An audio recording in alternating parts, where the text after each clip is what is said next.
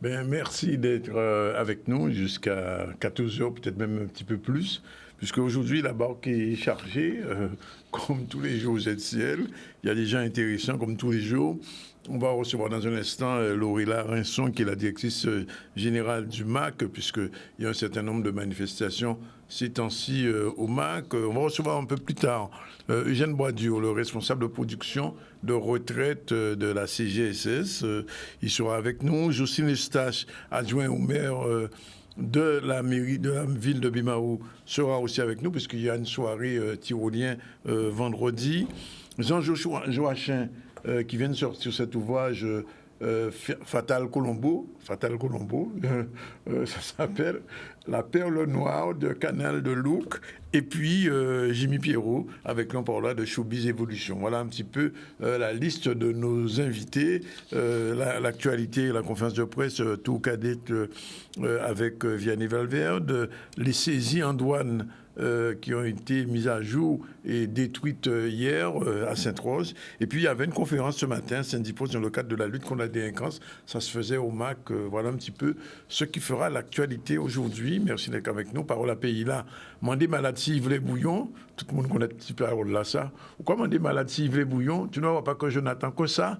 Mais oui, quand on croit au fond mon butin, on va sentir envie, on va dire, mais comment des malades s'il y bouillon. Effectivement, il y a bouillon là. Bon, voilà ce qui fait l'actualité aujourd'hui. Merci d'être avec nous. Et aussi, dans un instant, on sera avec Laurella Rinson, mais avant, on fait un tout petit tour dans l'actualité sur le tour cadette. C'était la conférence de presse et Vianney Valverde était sur place. On regarde tout de suite. Comme vous le savez bien, notre cheval de bataille, c'est la jeunesse. Donc, c'était important pour nous d'organiser ce tour cadet, malgré les difficultés qu'on connaît depuis 2-3 ans. Hein. Mais bon, après, sur le parcours, c'est la commission technique qui a élaboré un parcours adéquat pour que nos jeunes puissent s'exprimer. Je pense que c'est un très bon parcours. C'est un tracé qui représente, comme tout cycliste, des épreuves sur le plat, des épreuves semi-montagneux et une étape de montagne et une finale sur le plat, un prologue. Ça qui permet à tout un chacun avoir ses chances de victoire d'étape et aussi qu'il y a un vainqueur, mais c'est un vainqueur qui, quand il gagne, c'est un coureur complet qui passe la montagne et aussi qui arrive à rester avec les meilleurs sur le plat. Au niveau du tour cadet, les transporteurs sont déjà montés sur le vélo. Donc, il y a des transporteurs sur le tour cadet, le tour féminin, le tour senior. Et on essaie aussi de voir l'année prochaine comment faire pour que toutes les courses, surtout les courses à étapes, qu'il y ait des transpondeurs. Mais ça a un coût, donc on va chercher pour trouver que l'année prochaine, ça se passe mieux. 74 coureurs au départ. Au nouveau pays, il n'y a que la Colombie comme pays, mais après, ça ira à la Martinique, 2 équipes de Martinique et les équipes de Guadeloupe qui seront là. Au total, 74 coureurs sur ce tour de la Guadeloupe. J'appelle au civisme, à la responsabilité et surtout à la sécurité de tout un chacun sur cette 10e édition du Tour cadet de la Guadeloupe. Et je voudrais terminer je rends un hommage à celui qui a créé ce Tour cadet de la Guadeloupe, qui est M. Médéric Freddy, et qui a eu cette idée lumineuse un jour. On en a discuté et m'a dit, tiens, je vais faire ce Tour cadet, ça va nous permettre justement de pourvoyer à la relève de notre cyclisme. Et c'était une superbe idée. Je souhaite longue vie au Tour cadet, je souhaite longue vie au cyclisme guadeloupéen et surtout, je rappelle encore une fois que toutes les épreuves organisées en Guadeloupe, eh bien, nous l'organisons avec le thème de la sécurité routière. Que nous soyons piétons, cyclistes, motards ou automobilistes, la route, elle se partage. Bien voilà, c'est la période des tours, puisqu'il y aura le tour de Marie-Galante, le tour de la Martinique, bien sûr, et bien évidemment, le tour cycliste de la Guadeloupe, ce sera dans quelques temps. Mais c'est maintenant au tour de Mme Laurella Rinson d'être avec nous. Merci d'être avec nous aujourd'hui. Alors, quelles vont être les vacances du MAC? Est-ce que le MAC va fermer à partir de demain? Bonjour Danick, merci de me recevoir, c'est toujours beaucoup de plaisir. Alors non, au contraire, on fête les 7 ans du MACT. Le MACT a 7 ans le 7 juillet 2022, donc c'est l'âge de raison. Oui. Et donc du 7 juillet au 7 août, on vous invite à venir célébrer en fait cette 7e année avec nous, avec un certain nombre d'animations. Donc il n'y a pas encore une programmation très très définitive. On encourage en fait les propositions d'animation. Et on va commencer par des petits concerts sur l'esplanade, sur le théâtre de verdure, sur le mort de mémoire. Voilà, il y a évidemment la Linka Clairé là qui a commencé, qu'on a recommencé au mois de mai pour le mois des mémoires et qui commence à avoir beaucoup de succès. Il y a de plus en plus de gens qui viennent nous rejoindre le vendredi soir à 18h30 et découvrir comment la compagnie Nayo Concept, autour de Joël Gernidier, Esther Myrtil, Karine Pédurand et bien d'autres, font un peu résonner l'exposition permanente du MACT de façon différente. Et donc, c'est à tout ça qu'on vous invite. Donc, peut-être déjà demain, Loïc Amboulet, Éric Pédurand, samedi, et puis plein d'autres surprises. C'est des événements gratuits. Et des événements gratuits, tout à fait. On fait la fête tous ensemble et donc des animations qui vont se poursuivre jusqu'au 7 août. Alors, Lorena, d'une manière générale, l'année prochaine, en septembre, ça va être la rentrée quand même, et à proximité aussi de la route du Rhum. Tout à fait. Et le MAC va peser, j'ai envie de dire, sous la mer. Alors, mais dès janvier, on s'est mis à l'heure de la route du Rhum avec ce mot d'ordre l'emmé belle poussée au large. Tout 2022 nous a poussé au large. Et donc, effectivement, notre 27 mai était cette occasion aussi de réfléchir à ce lien historique avec la mer, avec finalement cette société de plantation qui se construit dans la cale du bateau. Donc, c'était un petit peu aussi ce moment-là de commémoration, et ça continue parce que le MACT va participer au Traditour. On va avoir... Alors justement, c'est nouveau ça. Oui, ça c'est nouveau. Donc on inaugure notre canot ce soir à la NASA. Ah bon, voilà, donc nous Adam aussi. Ouais. Et vous-même, sous quoi en canote là? Ah ben, j'ai essayé. On était en canote là en mai, et donc je ne sais pas si on va m'autoriser. On paye en canote là pour le Traditour. Ça, oui, on paye Fayopède quand même. Ouais. Ah d'accord. Mais oui, mais en fait, l'idée aussi, c'est que cette voile traditionnelle, cette partie du patrimoine immatériel, que le MACT aussi puisse participer en fait à la vitalité de cette pratique sportive et culturelle, qu'on puisse permettre, on veut se réapproprier le plan d'eau autour du MACT et donc permettre aussi à nos visiteurs de prolonger leur visite aussi dans des pratiques sur le plan d'eau, parce qu'on a la chance d'avoir une institution si proche de l'eau. Et pour laquelle, en fait, la mer a aussi énormément de sens. Oui. Mais alors, quelle va être l'implication du MAC pendant la route du Rhum? Alors, la route du Rhum, donc ça, c'est la prochaine étape. Donc, la route du Rhum arrive au MACT. Elle arrive au MAC. Voilà, donc tout à fait, les skippers arrivent au MACT. Et comme en 2018, il y aura tout un village, en fait, d'accueil de la route du Rhum au MACT. Donc, là, évidemment, cette manifestation de la route du Rhum, elle est portée par la région Guadeloupe. Oui. Donc, toute l'organisation est orchestrée par la région et le MACT et comment dire, on va dire la coquille pour accueillir en fait toutes ces manifestations. Ça va durer combien de jours? Alors tout le mois de novembre, parce que le départ de la course, c'est le 6 novembre à Saint-Malo. Et en fait, ça va durer jusqu'au 2 décembre. Donc avec la plupart des skippers devraient arriver avant le 25 novembre. Et donc tout le mois de novembre, le MACT va être vraiment à l'heure de la route du Rhum. Sur l'esplanade L'esplanade, mais aussi on a développé, on a commencé à travailler à notre Bodlan MACT sur ce théâtre terrain qui jouxte le MACT et qui est un terrain de la ville de Pointe-à-Pitre. Donc c'est en collaboration avec le maire de Pointe-à-Pitre qu'on réfléchit aussi à ce Baudeland MACT. Et donc l'idée est vraiment de permettre aussi, dans les moments d'attente entre l'arrivée de skippers, des pratiques nautiques. On va travailler avec le CREPS là-dessus, et de permettre donc des activités de découverte en fait de la voile et de différents de l'optimiste, enfin voilà, des différents types de navigation. Noéla, dites-moi quand même, 7 ans de MAC déjà, vous êtes là depuis pratiquement 2 ans et demi. Oui, bientôt 3 ans. Voilà. C'est dur d'être directrice du MAC. C'est sportif.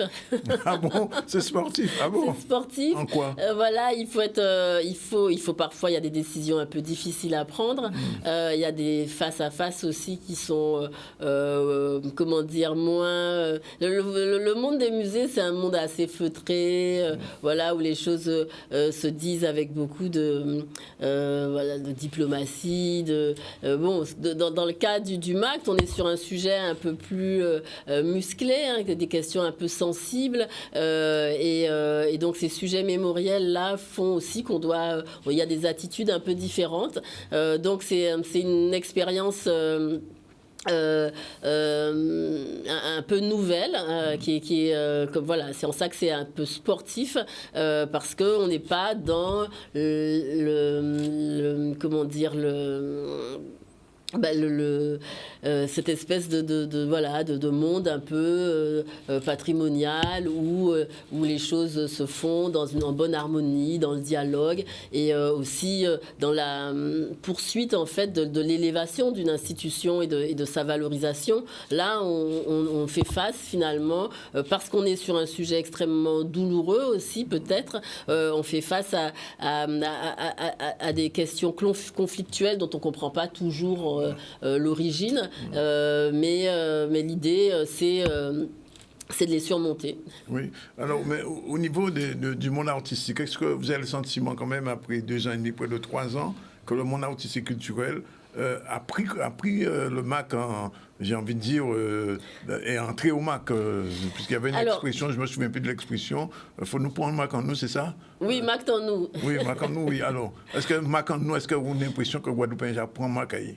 Alors, c'est de plus en plus MACT en nous. Et les Guadeloupéens, en fait, ils l'ont vraiment... Et en ça, la crise de gouvernance a été un moment assez exceptionnel de ce point de vue-là. Il y a toujours des choses positives, en fait, à tirer, même des expériences les plus désagréables. Et c'est vrai que c'est le moment où les Guadeloupéens se sont particulièrement intéressés à l'institution. Et cet intérêt-là, il n'a pas...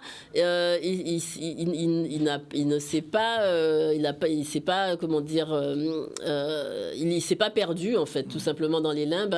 Cet intérêt-là, il persiste, et on le voit dans le type de manifestation, la diversification du public. Il y a de plus en plus de gens, et de gens qu'on ne voyait pas avant, qui viennent au MAC. Du point de vue des artistes aussi, il y a une façon différente pour les artistes de s'approprier l'institution, notamment avec ce La Ligne Cacléré, où on leur permet de se produire et de s'exprimer dans l'exposition permanente, de dialoguer, en fait, de faire dialoguer leur création et les objets qui sont dans l'exposition et les sujets qui sont traités dans l'exposition, et donc d'ouvrir en fait des perspectives nouvelles. Donc ces espaces d'échange, on voudrait évidemment qu'ils continuent à croître, qu'on continue à les explorer, mais je crois que les artistes prennent de plus en plus leur marque dans ce MACT, et c'est vraiment quelque chose qui se construit. Alors, l'autre question, c'est au niveau international. Parce que quand le MAC a été créé, on a beaucoup parlé, enfin, c'était à l'époque de Jade Martial, il y a eu des prix qui ont été donnés à Londres, etc. Est-ce que la renommée internationale du MAC continue à se développer? Alors, l'intérêt, il est de plus en plus, il est croissant. Effectivement, il y a beaucoup d'institutions qui souhaitent, en fait, être en partenariat avec le MACT à l'international. Donc, on a eu cette saison jamaïcaine avec la visite de l'ambassadeur de France à la Jamaïque, hein, avec qui voilà, on travaille sur des projets pour nous et des liens avec les institutions à la Jamaïque, mais aussi dans le reste de la Caraïbe. Donc il y a tout ce réseau diplomatique qui se met au service du MACT. Il y a aussi tout un réseau d'institutions en fait, qui fait savoir son intérêt. Et donc on a de belles surprises justement pour clôturer les 7 ans du MACT autour du 7 août. On va clôturer ça avec un grand moment international, mais que je ne souhaite pas dévoiler tout de suite. Mais en tout cas, c'est vers l'Afrique. Vers l'Afrique. Voilà. Et donc, du coup, et ça va être le début d'un pont, hein, justement, vers l'Afrique et vers des institutions africaines. Donc, c'est tout ça qu'on est en train de construire. Et c'est pour ça que cet anniversaire, il va monter crescendo. On démarre le 7 juillet, des concerts, des comédiens qui sont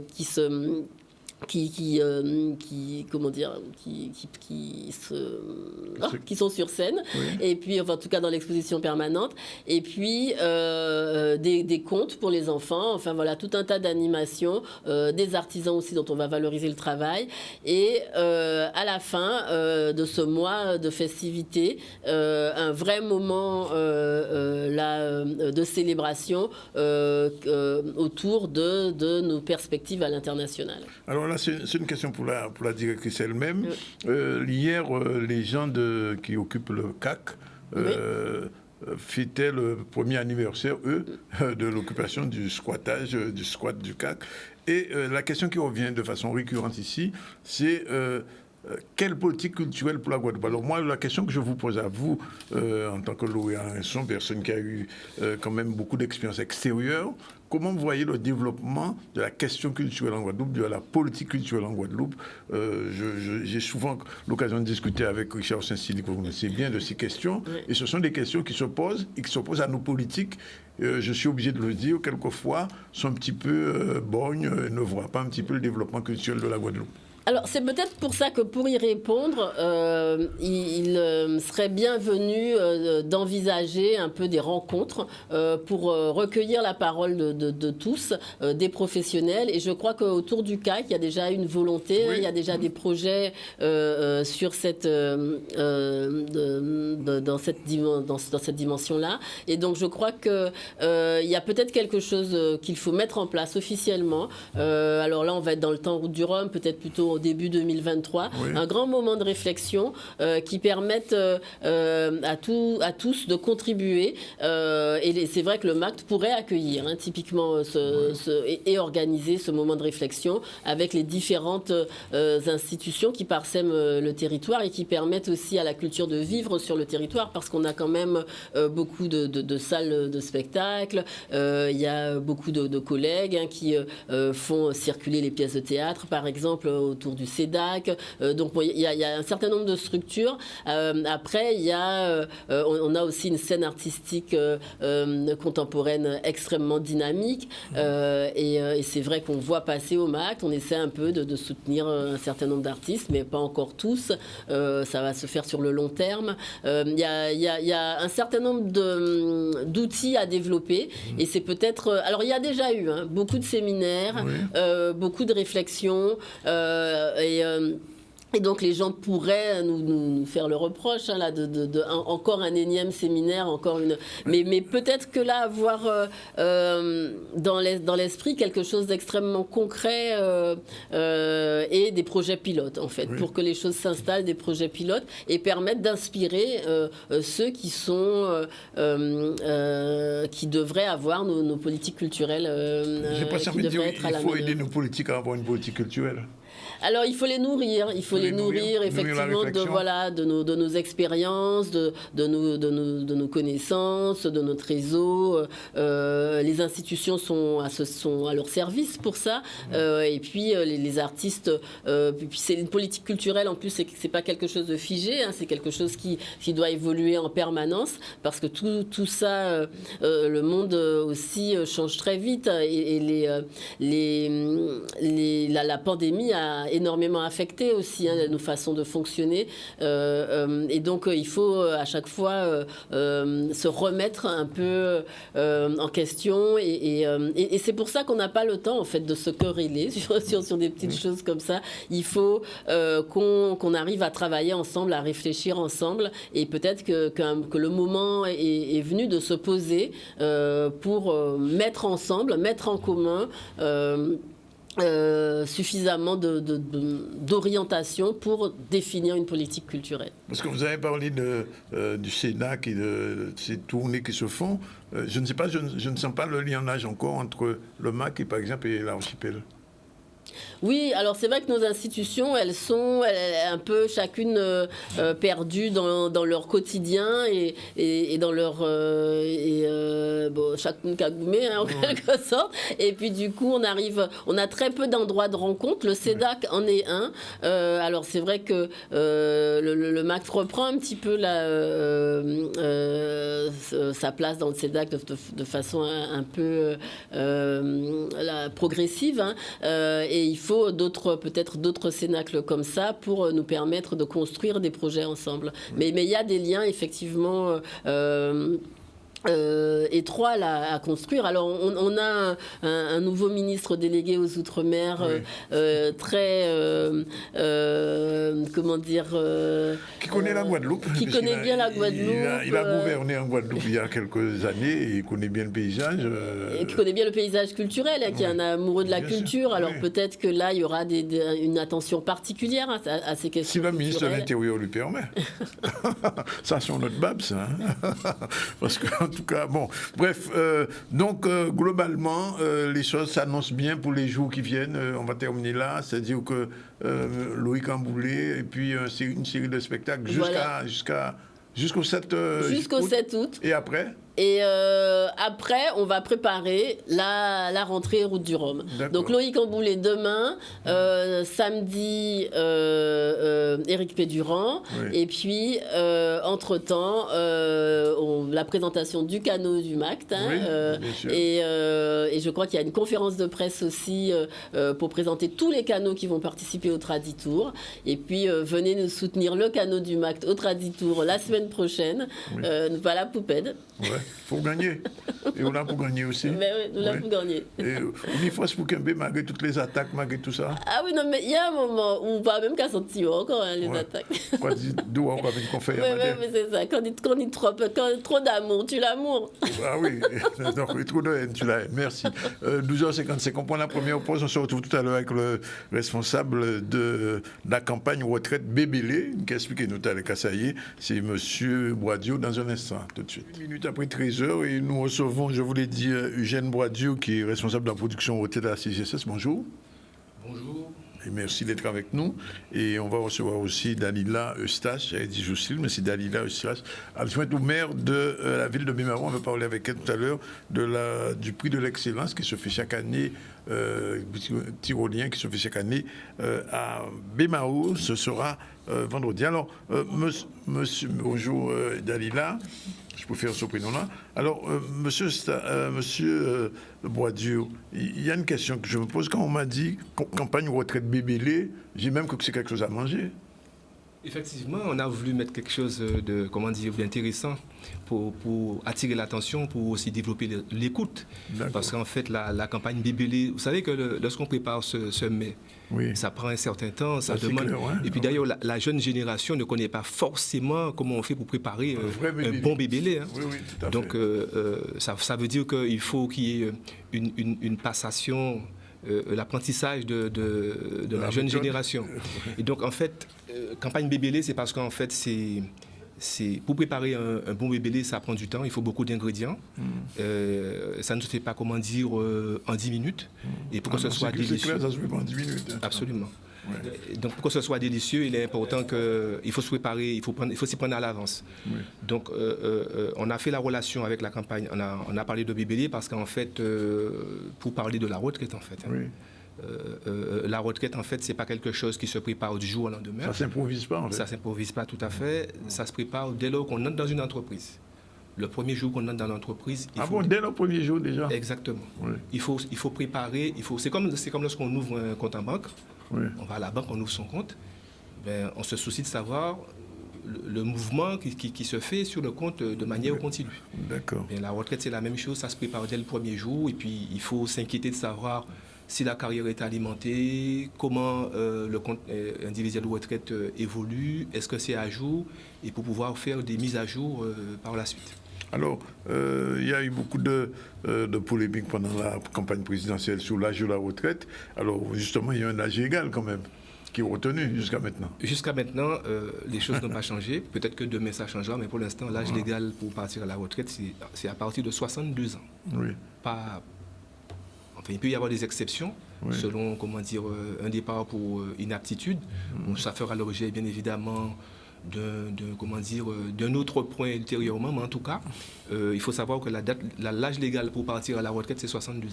Et le taux plein? Le taux plein, c'est à 67 ans. Bien évidemment, on peut, si on a le taux plein avant 67 ans, on peut partir, mais le taux plein, c'est à 67 ans, pas avant. Il y a un moment où on peut effectuer sa demande de retraite quand on travaille? Lorsqu'on travaille et qu'on veut, partir à la retraite, qu'on a l'âge légal, qu'on est prêt pour partir, mais il faut s'y prendre 6 mois avant. 6 mois avant? 6 mois avant. D'accord. Parce qu'en fait, j'ai bien dit que ça se prépare. Oui. Et c'est pas du jour au lendemain qu'on vient, qu'on se réveille un matin, qu'on dit bon voilà, on va partir à la retraite. Oui. Ça se prépare parce que nous savons qu'en Guadeloupe, la carrière des salariés, en tout cas, je dirais l'ancienne génération, c'est une carrière qui est quand même assez atypique. Oui. Bon, les gens ont travaillé pour plusieurs employeurs. Et donc, pour mettre à jour ces carrières-là, il y a des employeurs qui ont déposé donc, une déclaration. Donc là, à ce moment-là, la carrière est à jour. Il y en a d'autres qui peuvent oublier. Et à ce moment-là, la carrière n'est pas à jour. Donc, il faut que l'assuré se soucie de vérifier que sa carrière est à jour. Oui. Donc, lorsqu'on s'y prend 6 mois avant, ça laisse le temps, effectivement, au technicien qui fait la préparation du dossier, de faire des relations, d'appeler l'assuré, d'envoyer du courrier, d'avoir des pièces manquantes et surtout de faire les liaisons inter-régimes. Parce qu'il y a des fois où si l'assuré a travaillé dans plusieurs emplois mais qui dépendent de régimes différents, il faut qu'on fasse quand même la liaison. Et certaines fois, le temps le retour de ces partenaires, ça peut prendre un peu de temps. Donc 6 mois, ça laisse le temps de faire les échanges. Et aussi, on demande si dans le dossier, il y a des pièces manquantes qui émanent de l'assuré, il faut qu'on puisse correspondre avec l'assuré. Donc il faut nous laisser le temps à l'assuré de répondre, mais aussi nous laisser le temps de traiter le dossier. Alors, autrefois, on faisait la retraite avec son stylo et un morceau de papier. Aujourd'hui, tout est numérisé. Il y a un intérêt de faire la retraite en ligne, de préparer sa retraite en ligne? Absolument, parce qu'en fait, faire la demande de retraite en ligne, je dirais, c'est le présent, c'est l'avenir. Parce qu'en fait, si on dépend justement de plusieurs régimes, au lieu de déposer un support papier, de déposer, supposons qu'on a une carrière, on a travaillé, on était marin-pêcheur, et puis après on a changé, on est agriculteur, et puis après on change, on devient fonctionnaire, 3 régimes. 3 régimes différents. 3 régimes différents. Ça sous-entend que si on dépose un support papier, ça sous-entend qu'il faut déposer 3 dossiers. Et même 6 parce qu'il faut... Non, mais 3 dossiers, non, même 4 parce qu'il faut penser donc, aux retraites du régime, le régime complémentaire. D'accord. Donc il faut penser à ça. Donc en ligne, en fait, on dépose une demande en ligne et puis après on est tranquille. On n'a plus rien à faire. Okay. On attend que la demande soit traitée et puis attend tranquillement de pouvoir partir à la retraite. D'accord. Mais il y a des conditions particulières pour pouvoir accéder parce que je sais qu'il y a un site, préparer sa retraite ou ma retraite en ligne, c'est ça? Oui, il y a un site donc pour préparer sa retraite en ligne. On peut se connecter. On peut aller sur le site de la Sécurité sociale. C'est la retraite, l'assurance retraite.fr. C'est affiché derrière. C'est affiché derrière, c'est bien. Mais aussi, on peut aller sur France Connect. Si par exemple, parce que c'est le site de l'administration, et donc si on a par exemple, on a déjà un espace personnel sur la poste.fr, un espace sur amélie.fr et sur l'espace au niveau des impôts aussi. Mais lorsqu'on va sur France Connect, on peut se connecter donc sous ces espaces-là et puis pouvoir faire sa demande de retraite en ligne. Alors, pourquoi? Parce qu'en fait, ça évite d'avoir une série de mots de passe. Oui. Et lorsqu'on prend de l'âge, la mémoire, des fois, ça fait défaut. C'est vrai. Alors, pour ceux qui ne savent pas, 2 petits mots comme France Connect, qu'est-ce que c'est exactement? Alors, France Connect, c'est comment dire, c'est le site, c'est un site de l'administration. Donc, on a un identifiant, et puis on s'inscrit dessus. Et puis, lorsqu'on s'inscrit dessus, lorsqu'on a la page s'ouvre, donc on a comment dire, si on est déjà connu d'Amélie.fr, on peut l'utiliser lorsqu'on a la main. Si on est connu de la poste.fr aussi, on a son espace personnel, on peut l'ouvrir aussi. Si on est connu aussi des impôts, impôts.gouv, on a son espace aussi, on peut l'utiliser. Oui. Et d'une manière générale, bon, il y a plusieurs types, mais enfin, le service en ligne de demander ma retraite, ça s'adresse à qui particulièrement? À tout le monde? C'est ouvert à tout le monde? Non, faire sa demande de retraite en ligne, ça s'adresse aux assurés qui vont, bien évidemment, qui vont partir, mais c'est aussi pour les assurés qui ont plus de 55 ans, mais qui ne sont pas encore titulaires d'une retraite personnelle. D'accord. Ouais. Et quel type de demande on peut faire là alors, bien évidemment, on peut faire la demande de retraite. On ne peut pas faire la demande de retraite progressive donc, en ligne. Oui. Je dirais ce qu'on ne peut pas faire. Comme ça, on verra ce qu'on peut faire. On ne peut pas faire la demande de retraite donc, pour handicapés. Oui. On ne peut pas faire la demande de retraite donc, pour pénibilité. Ah, même pour la pénibilité, on ne peut pas? On ne peut pas faire en ligne, non. Ah bon? On ne peut pas faire en ligne. Ça demande un vrai document écrit avec justificatif de santé, etc. Donc, voilà. En tout cas, pour l'instant, pour l'instant, c'est limité, mais il faut savoir que je pense qu'à l'avenir, ce sera ouvert pour ces catégories. Ouais. Voilà. Alors, qu'on fait... Alors, parce que une autre question qui se pose, c'est une question tout à fait on peut dire pertinente, c'est que quand on fait sa demande de retraite en ligne, les premiers sous-sous, comme on dit, le premier paiement arrive combien de temps après? Bien, lorsqu'on fait sa demande de retraite en ligne, on est payé normalement. C'est-à-dire qu'on demande justement de faire une demande de retraite 6 mois avant la date de départ, parce que ça laisse le soin donc aux techniciens de faire la préparation, de travailler sur le dossier, justement, de façon à ce que, supposons qu'on doit partir à la retraite le 1er août, il faut déposer sa demande de retraite dès le mois de février. Comme ça... si moi, je vais partir en décembre, là maintenant, je suis tout juste là. Bien, si vous devez partir en décembre, vous devez déjà déposer votre demande de retraite en juillet, là. Absolument. Oui. Et donc, lorsqu'on arrivera, donc, quand vous arriverez au mois de décembre, vous avez donc votre salaire normal de décembre. Oui. Et au début du mois de février. Du mois de février, là, vous aurez votre pension retraite normalement. Première pension. Absolument. Qu'est-ce qu'il faut comme document? Alors, qu'est-ce qu'il faut comme document? Bien évidemment, il faut... en tout cas, ce qui est essentiel, il y a la liste dans le dossier, mais il faut déjà avoir sa carte d'identité, bien sûr. Oui, sa carte d'identité, un justificatif de domicile et puis les autres pièces qui accompagnent. Les fiches de salaire. Les fiches de salaire, en fait, on les a déjà. Enfin, le salaire est déjà enfin, les données du salaire figurent déjà dans la carrière. D'accord. Voilà. Et donc, justement, je profite pour dire aux téléspectateurs, en tout cas, qui sont concernés, que si, par exemple, vous avez une carrière qui n'est pas à jour, il y a des années manquantes. Oui. Et je disais que des fois, l'assuré dépose commence à travailler, donne des informations à l'employeur. Et donc, l'employeur en question va collecter ces données. Et lorsqu'il va faire sa déclaration, ce sont ces données fournies par le salarié qui sont envoyées donc, dans la déclaration donc, à l'institution, à la sécurité sociale. Mais si, par exemple, l'assuré, il a un surnom, comme on aime le faire, en Guadeloupe, on a souvent des surnoms, on va dire des noms savanes. Oui. Et bien, si l'assuré met ce prénom-là, par exemple, dans son dossier, alors que c'est pas son vrai prénom, connu à l'état civil, oui. Et bien, quand l'employeur va déposer sa déclaration, la carrière ne sera pas, quand bien même qu'il aurait accompli ces formalités, je dirais, administratives, la carrière du salarié ne sera pas forcément alimentée. Ça va tomber en anomalie. Ah bon? Ça tombera en anomalie. Par exemple, madame, tout à l'heure, me disait qu'elle a 2 prénoms. Oui. Jocelyne et Dalila. Oui. Alors, qu'est-ce qu'elle doit faire?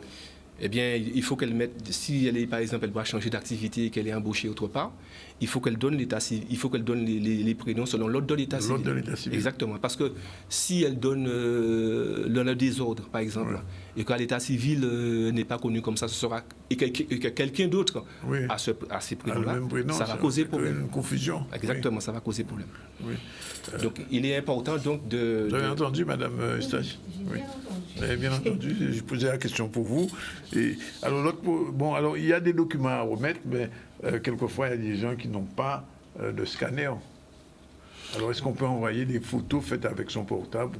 Absolument. On peut, maintenant, on est à l'heure d'Internet, la transmission des données en démat. Donc, oui, donc, la personne peut photographier avec son téléphone les données et puis envoyer pour nous. Ou si éventuellement, donc, il n'y a pas possibilité, à ce moment-là, exceptionnellement, peut envoyer par courrier. Mais on privilégie, la transmission en démat. J'imagine. Et si on a, comme vous avez dit tout à l'heure, qu'on peut avoir travaillé à plusieurs endroits différents, est-ce qu'il faut faire plusieurs demandes ou bien comment ça va s'organiser? Non, justement, il ne faut pas faire plusieurs demandes. Hein? Si on a plusieurs régimes, si on a été agriculteur, pêcheur, et puis après fonctionnaire, c'est 3 régimes différents.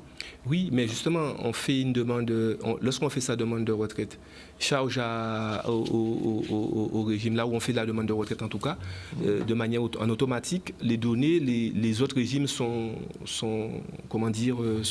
informés. Et à ce moment-là, c'est pour cette raison que je disais qu'il faut privilégier, en préambule, je disais qu'il faut privilégier la demande de retraite en ligne parce que lorsqu'on dépend de plusieurs régimes, on va pas faire, si on ne fait pas en ligne, on fait sur support papier, on ne va pas privilégier, on sera obligé de faire 3 dossiers plus la retraite complémentaire. D'accord. Tandis que lorsqu'on fait par Internet, lorsqu'on fait en ligne, on fait une seule demande. D'accord. Si je comprends bien, aujourd'hui, pratiquement, on est obligé de tenir compte du site retraite en ligne et avoir son mot personnel et son identifiant pour pouvoir faire ce genre de documentation, de documenter un petit peu sur sa retraite quand même. Bien sûr, mais mon papa a 99 ans et 6 mois. Donc, il est très alerte. Ah bon? Mais oui, mais il a son téléphone et donc il appelle. Donc c'est pour dire que maintenant il n'y a pas, tout le monde est à la page en fait. Hein. Oui.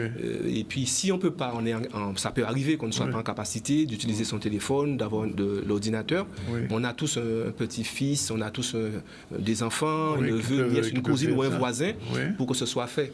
Et donc c'est parce que c'est plus intéressant. C'est plus intéressant. D'abord, cet espace personnel, il faut l'avoir. Il faut l'avoir impérativement. C'est comme avoir son compte en banque, en fait. Oui.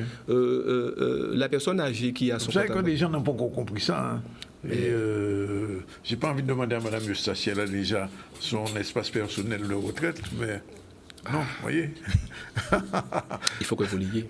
Et c'est nécessaire. Il a dit dès le début de l'entrée en fonction, déjà, quel que soit l'endroit, il faut déjà penser à sa retraite. Même quand on est très jeune, oui. Donc avoir son espace personnel. Dès la semaine prochaine, je ferai le nécessaire. Non, mais c'est important parce que en fait, surtout quand on change d'emploi, etc., alors tous les services où on fait, Monsieur Boidieu, il y a des services disponibles en ligne. On peut les rappeler rapidement. Les services sont disponibles en ligne. Alors, les autres services disponibles en ligne. Alors, on peut obtenir donc, on peut demander à calculer donc l'âge de départ de sa retraite en ligne. Oui. On peut demander d'obtenir donc une estimation du montant de sa retraite. Même avant d'être en retraite. Absolument. Oui. C'est possible de demander ça. Ah, et justement, ça permet de s'organiser, de se préparer. Ici, par exemple, avec la crise sanitaire, ça a commencé en 2020. Oui. Beaucoup de personnes pensaient partir, par exemple, je ne sais pas moi, en 2025 mais vu l'ampleur de la crise, il y a certaines personnes qui ont anticipé, elles avaient déjà l'âge pour partir, elles ont anticipé leur départ. Donc on leur a fait une simulation, ils ont regardé si ça leur convenait, et puis ont décidé de partir en 2020 ou en 2021, et en 2022 même, et c'est pour cette raison qu'on a une forte demande de retraite en ce moment. Beaucoup, en tout cas les demandes que nous avons aujourd'hui sont supérieures donc aux demandes qu'on avait avant la crise sanitaire. Avant la crise, effectivement. effectivement, ils sont plus contents. Et les services que vous offrez en ligne, ils sont sécurisés? Parce que vous savez qu'il y a beaucoup de hacking maintenant. Vous mettez les gens... On a vu ça pour la CAF, où il y avait un truc qui circulait, demandait aux gens de cliquer sur un chiffre, un numéro, et puis... qu'il aboutissait justement à des fraudes. Est-ce que les services de la CGSS sont bien sécurisés? Tout à fait. Une institution comme la CGSS, comme la sécurité sociale, je dirais, ne peut pas se permettre de demander donc aux assurés de faire des actions en ligne, de faire des transmissions de demandes en ligne, et puis de ne pas être sécurisé. Donc c'est très sécurisé, justement. Et c'est un peu à l'image de ce que nous faisons. Je vais prendre notre partenaire, la DGFIP. Nous faisons notre déclaration des revenus en ligne. Et nous avons, en fait, maintenant, on n'a qu'à vérifier que ce qui est porté en ligne, c'est conforme à à la réalité. Et on fait la signature électronique et on envoie pour la DGFIP. Donc, pour la sécurité sociale, c'est la même chose. Notre site est sécurisé, c'est très fiable. Et donc, il n'y a pas d'inquiétude à avoir par rapport à ça. On peut l'utiliser sans problème. Sans problème. Donc, les risques de fraude, vous pensez, sont limités? On ne va pas dire totalement exclus, mais ils sont limités. Il y a toujours un risque de fraude parce que bon, les gens, au fur et à mesure que la technologie évolue, il y a des personnes aussi qui évoluent en même temps que la technologie pour apprendre à frauder. Tout à fait. Mais néanmoins, le conseil que je donnerai aux fraudeurs, c'est de ne pas justement s'amuser à faire ça parce que le système est conçu quand même il y a des vérifications qui sont faites. Et puis donc ce qu'on demande donc aux assurés, c'est de ne pas transmettre des fausses informations, de ne pas utiliser l'identité d'une tierce personne, mais d'utiliser son identité personnelle, parce qu'après ça peut causer des problèmes majeurs. Oui. Et globalement, c'est peut-être l'avant-dernière question, combien de temps il faut pour liquider une demande de retraite en gros? Je ne peux pas donner un laps de temps, parce qu'en fait, et c'est pour cette raison que je vais insister sur le délai, le délai pour déposer sa demande de retraite en ligne, c'est 6 mois avant le départ. Plus on le fait en amont, plus on le fait en amont, mieux c'est maîtrisé. Parce que quelqu'un qui veut partir à la retraite, par exemple, au début du mois d'août, et nous sommes en juillet, qui n'a pas encore déposé sa demande de retraite, est déjà un problème. Lorsqu'on sait qu'on part à la retraite, mais la vie ne s'arrête pas. Ça veut dire que si on est locataire, on a le loyer à payer, on a la dette de la voiture à payer, on a des engagements, et ça continue. Par conséquent, on insiste pour que les gens puissent déposer vraiment en temps et en heure.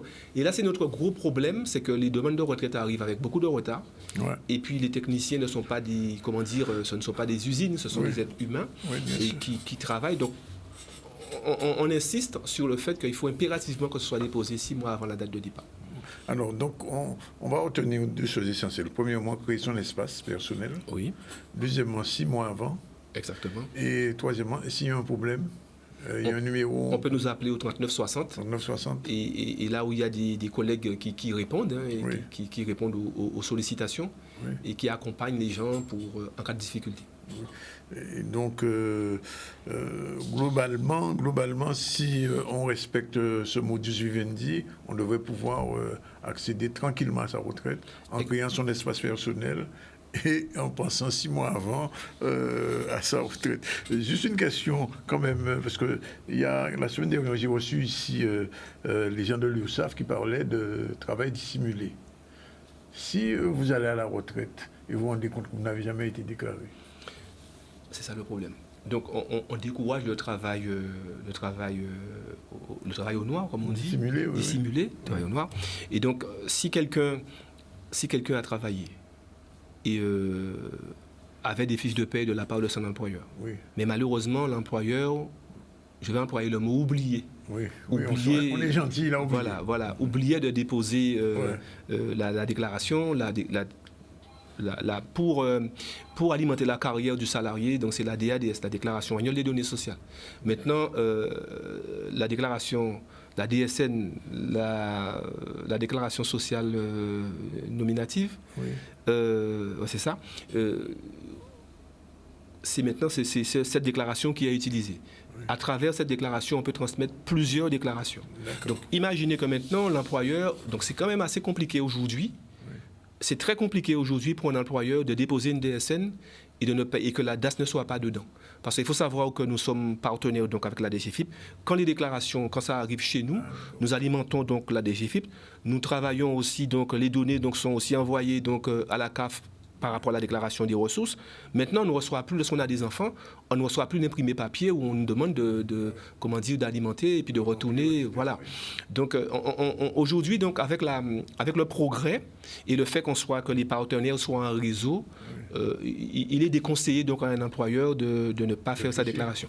Néanmoins, le salarié pour lequel donc, la carrière ne serait pas alimentée, a la possibilité, donc, avec ses fiches de paye, si il a ses fiches de paye, donc de venir avec, et puis si les cotisations, bien évidemment, sont payées aussi, si sur la fiche de paye, si la partie cotisation, si c'est payé par l'employeur, ce salarié a la possibilité, donc, de voir sa carrière, on peut mettre à jour sa carrière sans problème. Si l'entreprise existe toujours.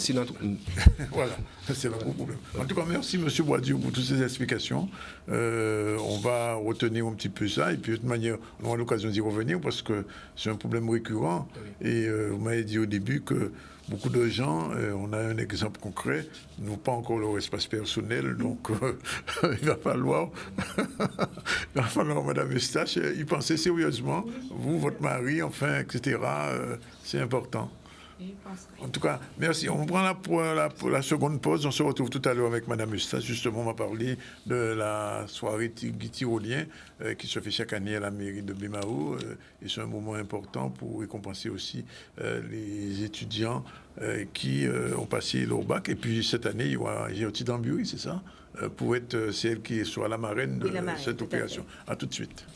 Voilà, il est exactement 13h32. On a jusqu'à 14h et des poussières pour recevoir tous ces gens-là. Parce que je suis très content parce qu'on n'a que des culturels ici.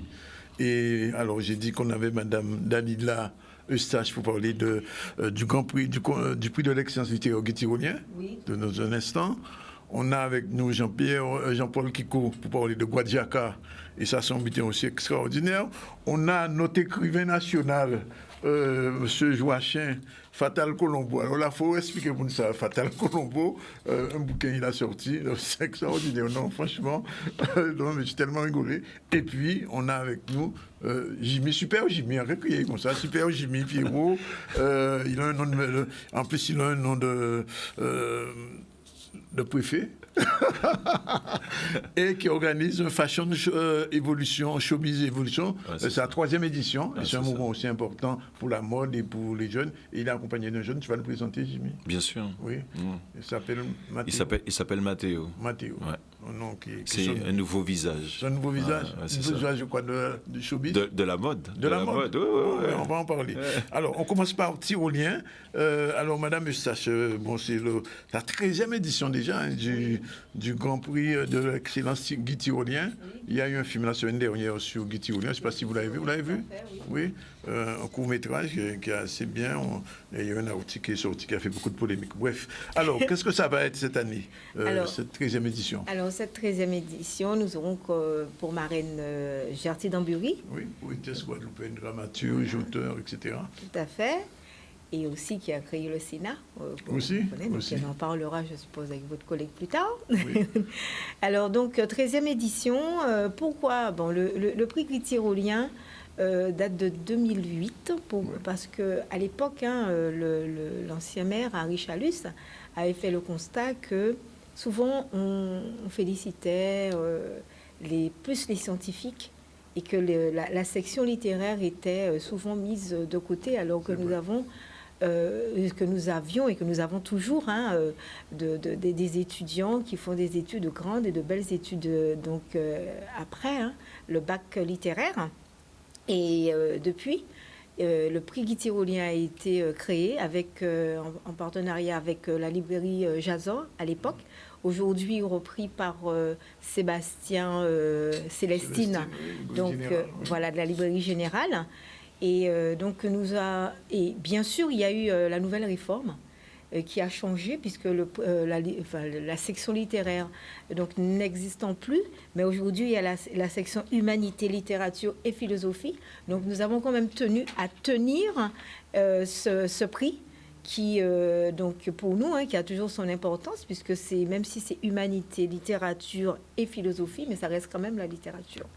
Et donc, ce sera pour demain soir.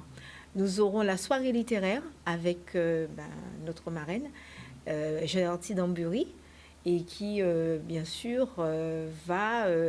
bien sûr, et il y a un thème. Le thème, c'est le monde noir, nègre dans la poésie de Guy Tyrolien. Donc, nous allons débattre, échanger autour de ce thème avec les invités. Et donc, voilà.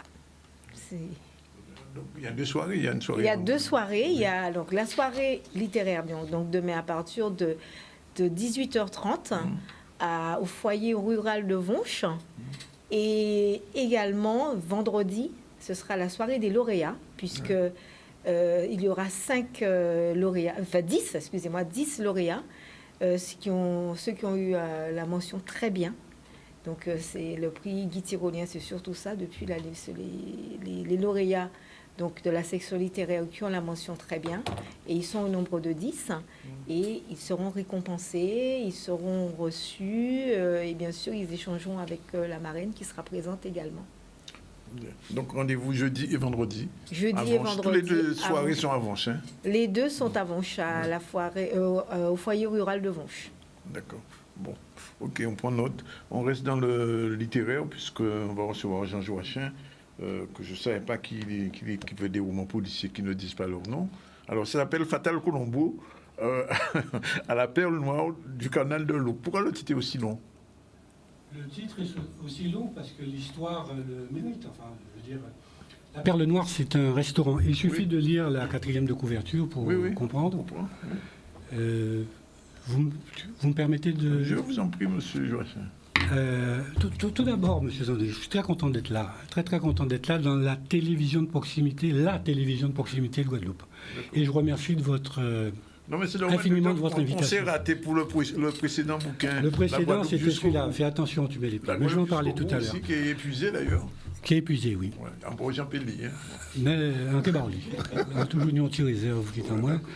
Donc, en début de soirée, un cri de bête, d'animal blessé déchira l'air. Clémence venait de découvrir le corps de son fils baignant dans son sang, face contre terre.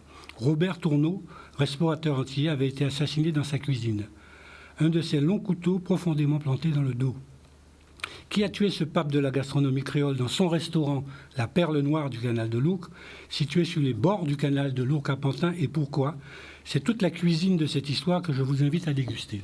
Effectivement, c'est une cuisine. Absolument. Ah oui. C'est un livre je confirme. Qui est dédié à la cuisine créole, dédié aux femmes seules. Aussi, j'ai compris ça. Vous me gêne, Zandronis. Vous en tutoyez au moins, nous peut tutoyer, pas de problème, Jean.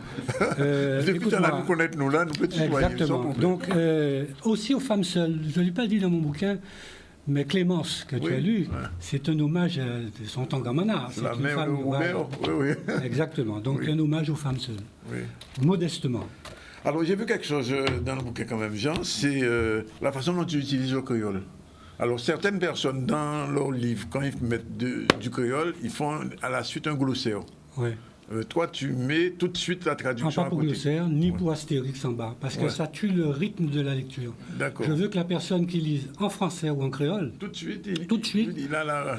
qu'est-ce qui s'est passé? Donc, voilà. Et puis, il y a une petite recherche aussi au niveau des expressions créoles. Quoi pas Mago, quoi vivant malheur, on va pas de créole là. Pourquoi vous l'en lire Non, mais franchement, on a quand même d'éviter. Et puis, non, mais c'est très chaud. Alors, en fait, c'est un roman policier qui n'est pas un vrai roman policier, mais qu'un roman, quand même. Ah, mais bon vieux, si on trouvait tout ça là-dedans, c'est bon. Oui. Non, mais sérieusement, parce que, en fait, dès les premières pages, on assiste au crime. Voilà. Et puis, il y a 20 épisodes. Pouvoir arriver à comprendre un petit peu comment vivent les Antillais en France. Oui. Parce qu'en fait, c'est ce que tu as voulu montrer là.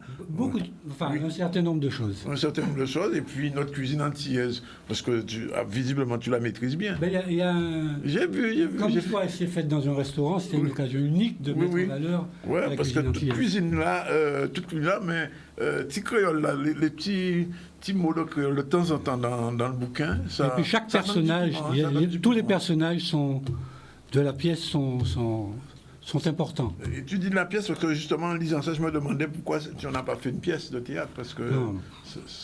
non mais Danick, oui. je me fais plaisir. D'accord. Ouais. Je me fais plaisir. Je peux encore utiliser mon temps de parole ou je... Vas-y, ben, nous Puisque l'occasion de me donner, au Clément, écrivain national. Alors, Danick, il y a une expression d'un de mes petits-fils qui ferraille avec l'orthographe encore, oui. et qui dit: mon papilly, avec quelque chose de petite fierté dans la narine, mon papilly est un écriseur. Un écriseur. Un écriseur. Ça correspond parfaitement à mon stade. Ouais. Et à ce que je suis un écriseur, pas écrivain ni national ni rien. Ouais.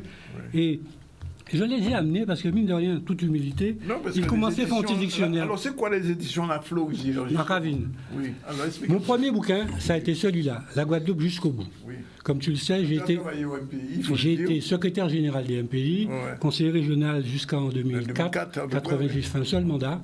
Ouais. Et quand j'ai fini mon mandat, j'ai fait une chose à laquelle je tenais plus que tout. La première chose, c'est de remercier Mme Lucette Michaud-Chevrier d'avoir fait de moi un homme public. C'est qu'il mettait moi numéro 2 en l'ISAI. C'est pas rien. Oui. C'est pas rien du tout. Je connais l'histoire. Tu connais l'histoire. Oui. Voilà, de la remercier. Ouais. Et quand j'ai fermé la porte derrière moi de la politique, j'ai tenu à ce que l'ensemble des Guadeloupéens qui me connaissaient en tant qu'homme public, j'ai laissé une trace. Ouais. Une trace. Humblement, des pistes. Voilà. Ce livre a été vite fait. Très très vite fait parce que je tenais à ce qu'il paraisse juste après mon mandat. Donc il a certainement des faiblesses et il n'a pas non plus le... Enfin, je ne refais pas le monde, ok? Mais j'ai quelques pistes et voilà. Mon deuxième roman, et je peux peut-être en parler avec émotion, c'est celui-là. 1, 2, 3 soleils, c'est ça? Non, Cali. Ouais. Le Cali, c'est un roman que je n'ai jamais publié. Dans ma famille proche, on me dit de le publier. Pourquoi le Cali? Je t'explique tout de suite le titre. Je suis moulien sur le port du Moule, le port en bois du Moule. Oui. Quand on était petit, on était qu'à pêcher sirique. Et en tout cas, mettons cali, c'est un morceau fait en rond. On mettons filière, on charogne, on va balancer et tu remontes. Moi, j'ai remonté mon cali. Ouais. Et donc, je raconte là-dedans toute mon enfance du Moule. Je suis né en 45, donc c'est le Moule des années 50. Ah, mais surtout, j'ai vécu un événement extraordinaire, enfin singulier. Ma mère est morte avec moi, dans mes bras, en silence, dans un vol d'AOM. J'emmenais ma mère faire un contrôle, et elle est morte d'une embolie pulmonaire, en silence, dans mes bras. C'est quelque chose de bouleversant. Et je n'ai pu faire mon deuil qu'après ce livre. Okay. Parce que je raconte ça aussi. Ok. Donc c'est pour ça que, comme c'est intime, je ne voulais pas le publier. Mais j'y ai mis beaucoup de sang, beaucoup de larmes, c'est avec ça que j'ai fait mon deuil. Ma famille proche me dit: Jean, publie ça intéresse les gens maintenant. Ok, ouais. Le troisième, ça a été Un poil de mangouste, que tu as lu peut-être, non? Pas du tout. Non. Eh bien, celui-là il a été réédité par Caraïbes Éditions. Alors, tout ça, c'est de l'auto-édition. Ouais. Ça aussi, c'est 10 livres. Et 10 livres, Un poil de mangouste. Ça te plairait, Danick. Je vais te le passer, parce qu'il n'y a ni politique, ni butin, voilà. J'ai oublié un truc. Le premier, là, La Guadeloupe jusqu'au bout, on va parler de débutants. Politique, enfin, mes idées, mais aussi le quadrille antillais. Je parle aussi du quadrille antillais, beaucoup là. Okay. Bon. Le troisième, ça a été Un de droit soleil, un petit roman intimiste. J'ai eu la chance de connaître un couple de métropolitains extraordinaires. Ces gens étaient fantasques et tout. Ils sont morts tous les deux. Je romance leur vie, mais c'est ça, Un, deux, trois soleils. Et puis enfin, j'ai voulu avoir ma propre petite boutique, mon lolo, parce qu'un livre, c'est courir des éditeurs, et je voulais surtout maîtriser le prix de mon livre. Je voulais que tous mes bouquins soient en dessous 10 euros. En 10 euros en monnaie. Donc je fais mes livres moi-même maintenant. Je suis mon propre... L'édition La Floricière, c'est moi. Je fais tous mes bouquins. J'ai simplement un imprimeur. J'ai ma maquette qui sera toujours comme ça. Et voilà, j'ai mon lolo d'édition. Et encore roulé. Bravo. Non, bravo. Et puis, pour un monde qui est à la retraite ou très actif. Hein. Oui. On a fait ça. Et beaucoup d'Annick, beaucoup de musique. Flûte traversière. Tous les après-midi, on a fait au minimum 2 heures de flûte traversière. Donc, ensemble heureux. Jimmy, Racheter du bois. Jean. Oui, tu le connais. en politique. Oui, en politique. Ouais. Je ne savais pas que c'était un écrivain. Non, pas du tout. Tu vois. Comme quoi, il faut venir dans ton émission. Alors, on va parler de Fashion Showbiz Évolution. 3e édition. 3e édition déjà. Ouais. Alors, qu'est-ce que ça va être exactement? Ça va être cette année. En fait, quand on a décidé de reprendre, ça a été. C'était une longue histoire, c'est-à-dire dans la réflexion, Danick. Réflexion, est-ce qu'on doit faire, est-ce qu'on ne doit pas faire? Et puis, pendant cette période très difficile du Covid, alors au début c'était un petit peu compliqué, hein, j'imagine un petit peu pour tout le monde. Hein, et puis, on s'est dit, on travaille, on a du temps pour travailler, on a du temps pour réfléchir. Donc on a réfléchi, on a travaillé, et on s'est dit qu'est-ce qu'on allait produire une fois que les choses allaient repartir. Donc on s'est dit, on va miser sur les jeunes. Et on va également mettre le foncier sur les stylistes. Les choses les plus importantes, c'est les nouveaux visages de la mode, de les mettre en avant. On entend très souvent, on voit toujours les mêmes personnes. Et ils sont là. Tu sais, on a toujours un début. Hein, oui, bien sûr. Danick, et je le disais il y a un instant, on en rigolait, mais si aujourd'hui je suis là, c'est quelque part un petit peu, j'ai envie de dire un petit peu toi aussi qui m'as accompagné. Et là, je le dis avec énormément de modestie, quand j'ai commencé à la radio, tu m'as beaucoup accompagné, tu m'as beaucoup conseillé. C'est aussi l'occasion de te dire merci, parce que si j'en suis là, c'est parce merci de me dire merci. Non. Non, mais tu sais, Danick, c'est toujours très important, et j'en parle, on va en parler avec Mathéo peut-être tout à l'heure. Tous autant qu'on est, Danick, on a commencé. Il faut toujours mettre un pied à l'étrier, commencer. Et la difficulté est là, c'est comment commencer, comment rentrer dans le circuit. Ouais. Et si personne ne te tend la main, si personne ne te dit viens, on va t'accompagner, mais tu restes toujours à côté et tu passes à côté de beaucoup de choses. Et donc on s'est dit, dans la réflexion qu'on a menée, qu'est-ce qu'il faut faire? Accompagner on parle de jeunes, de jeunesse, mais il faut toujours commencer. Et donc on s'est dit, on les met en avant. Là, sur cette édition, c'est les jeunes Guadeloupéens. Et quand on dit Guadeloupéen, c'est la Guadeloupe, Guadeloupéen. Dès que tu vis sur ce sol, tu es Guadeloupéen. Dès que tu fais quelque chose, ici, tu es Guadeloupéen. Donc on s'est dit, on parle sur les Guadeloupéens, ça c'est un. Et le fonds de commerce d'un événement de mode, c'est quoi exactement? Les stylistes. De mettre en avant ce qu'ils font, ce qu'ils réalisent. Donc il est important pour nous d'avoir, c'est-à-dire de marcher sur les deux pieds. De nouveaux visages, hommes, femmes, et mettre en place les stylistes. Alors, c'était compliqué aussi pour eux, hein, pendant 2 ans. On ne les a pas aidés, on ne les a pas accompagnés. C'est vrai. Et timidement, modestement, on essaie de faire quelque chose avec cette association. Armédia. Oui, c'est ça. Merci, Danick. De mettre en avant les stylistes, parce que ça a été compliqué pour eux. De leur donner une petite, j'ai envie de dire, une fenêtre. Ils existent, ils sont là. Ce sont des artisans, c'est compliqué, c'est difficile pour eux. Et nous, modestement, on s'est dit, on prend le pari. Alors, je ne te cache pas que c'est difficile, c'est compliqué. Je sais bien. Mais il faut faire. Ouais. C'est difficile. Et quand on passe sur des médias un petit peu comme ça, sur Canal 10, tu nous donnes la possibilité de parler du projet. Ça reste toujours un projet guadeloupéen. C'est-à-dire que très souvent, on dit que le Guadeloupéen ne fait pas. Il n'embrasse pas ce côté où c'est très difficile. Tous autant qu'ils sont, hein, ceux qui font de la musique, ceux qui font du théâtre, c'est très difficile de faire de la production.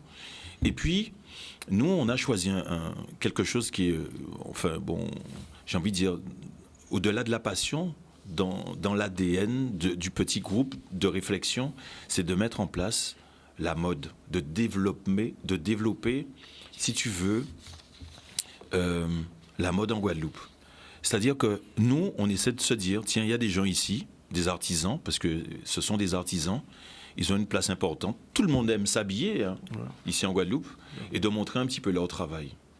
Et quand on les a contactés, moi le premier, je me disais, ils vont me dire, ouais, t'as Covid, on ne sait pas, on va réfléchir.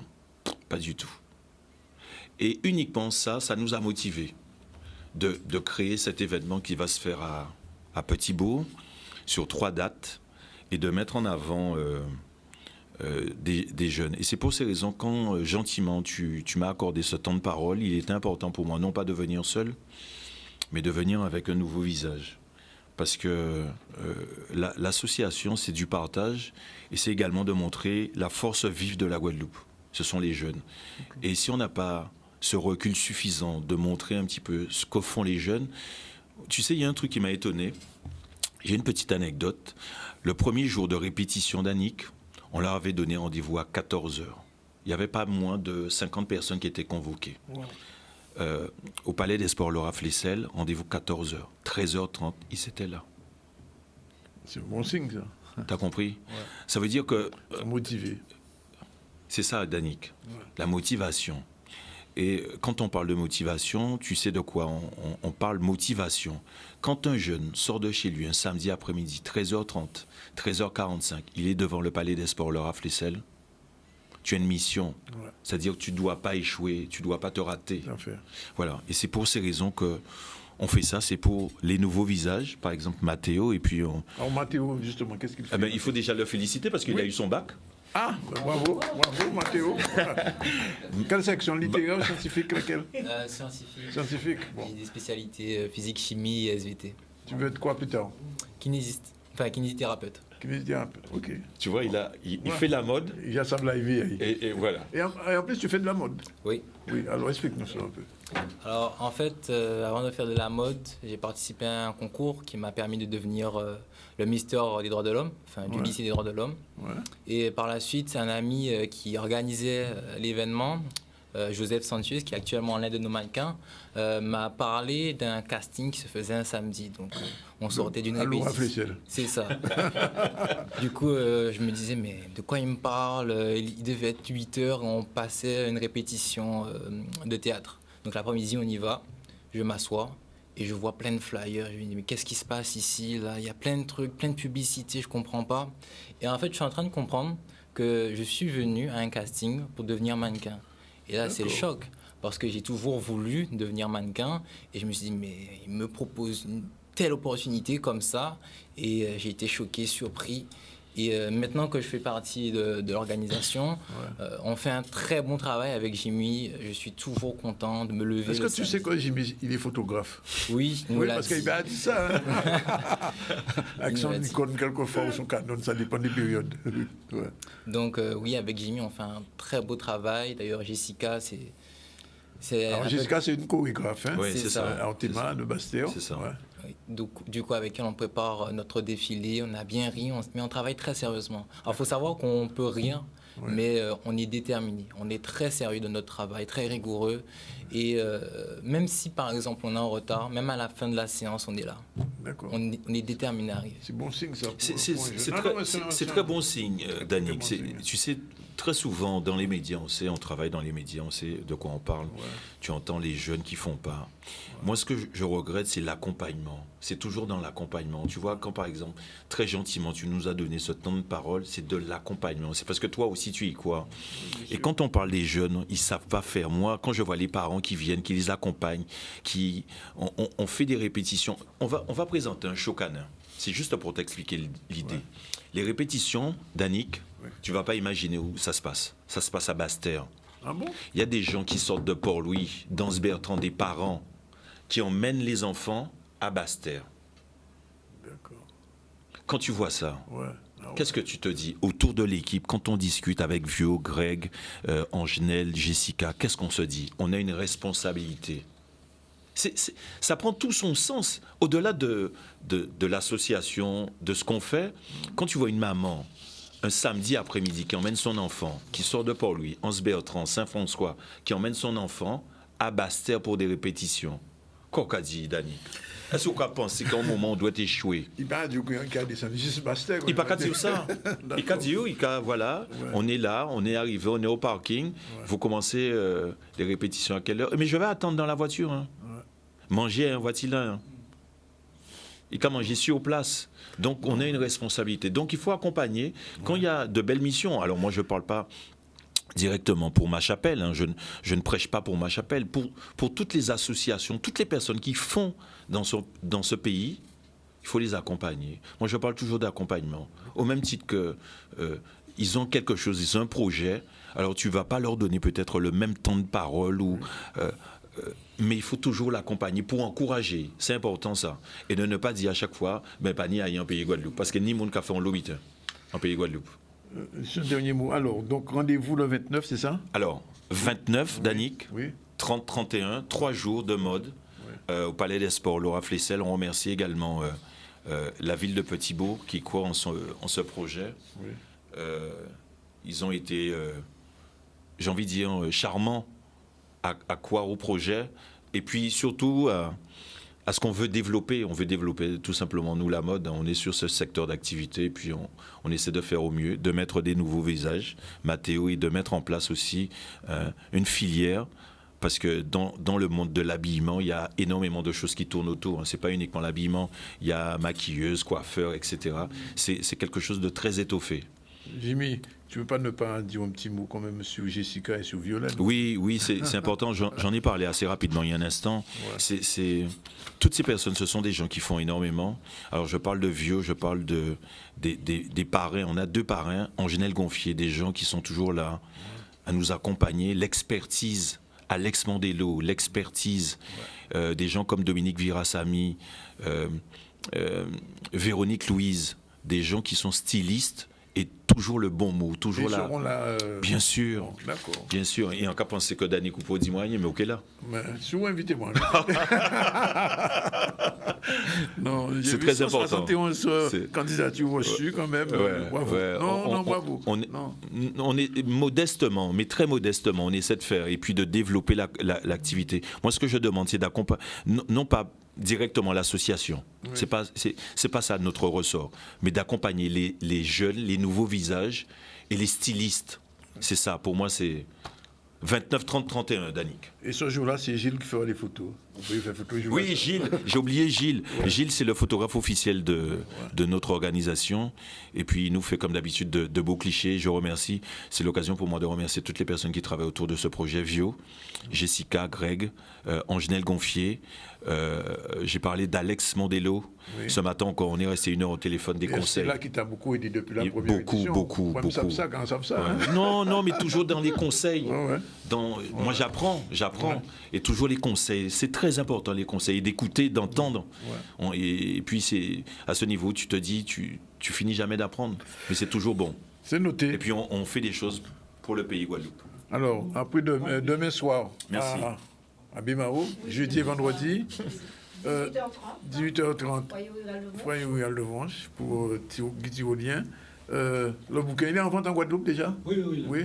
Pas de signature prévue? Oui, il y en a 2. Le 23 juillet, à la librairie. Le 23 juillet, c'est où déjà? Pointe du Léo. Pointe du Léo. Librairie antillaise. Hein? Ah bon, même pas, ou pas signer au monde. Pointe du Léo, pour moule. Ça y est, c'est fait. Premier temps fait. C'est un moule. D'abord, on va imaginer. Bien sûr.